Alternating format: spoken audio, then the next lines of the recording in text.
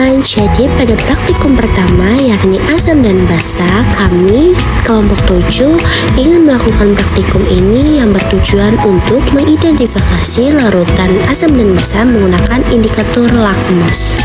Bahan pertama adalah jeruk nipis. Kita membutuhkan jeruk nipis yang dipotong-potong. Kemudian setelah kita potong jeruknya, kita membutuhkan perasan air jeruk. Langkah selanjutnya adalah bahan kedua, mengambil aquades dengan pipet tetes. Nah, kita hanya membutuhkan sebanyak 2-4 tetes untuk 2 lubang pada droplet. Kemudian langkah berikutnya yakni bahan ketiga, kami membutuhkan larutan asam asetat.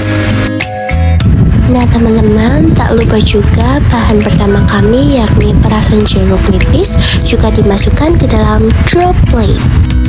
Kemudian langkah selanjutnya adalah bahan keempat, di mana kita memerlukan larutan NaOH. Nah teman-teman, larutan terakhir yang kita butuhkan adalah larutan sabun. Hasil dari praktikum pertama kami mengenai asam basa yakni pertama, pada larutan jeruk nipis, lakmus biru berubah menjadi warna merah, sedangkan lakmus merah tetap warnanya merah, dimana ini menandakan larutan tersebut bersifat asam. Kemudian yang kedua, pada larutan asam asetat, lakmus biru berubah menjadi warna merah, sedangkan lakmus merah warnanya tetap. Ini menandakan larutan tersebut bersifat asam. Kemudian hasil ketiga, pada aquades, lakmus biru dan merah tidak berubah warna, yang dimana ini menandakan larutan tersebut bersifat netral. Kemudian pada larutan NaOH, lakmus biru tetap berwarna biru, sedangkan lakmus merah berubah menjadi biru. Ini menandakan sifatnya basa. Nah teman-teman, larutan terakhir adalah larutan sabun, di mana lakmus merah dan lakmus biru tidak berubah. Ini menandakan larutan tersebut bersifat netral. Halo teman-teman, jadi kita lanjut kepada praktikum 2 mengenai indikator asam basa bahan alam. Bahan alam yang pertama adalah kunyit yang dipotong-potong. Kemudian bahan kedua yang dibutuhkan adalah bunga kamboja Jepang yang dipotong-potong juga.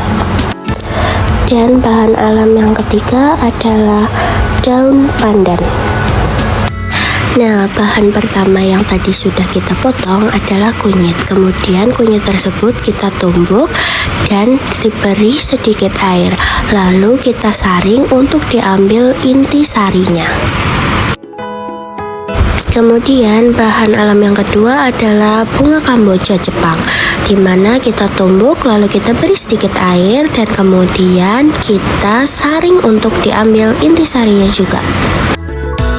Kemudian bahan alam yang ketiga adalah daun pandan, kita tumbuk dan kita beri air kemudian kita saring.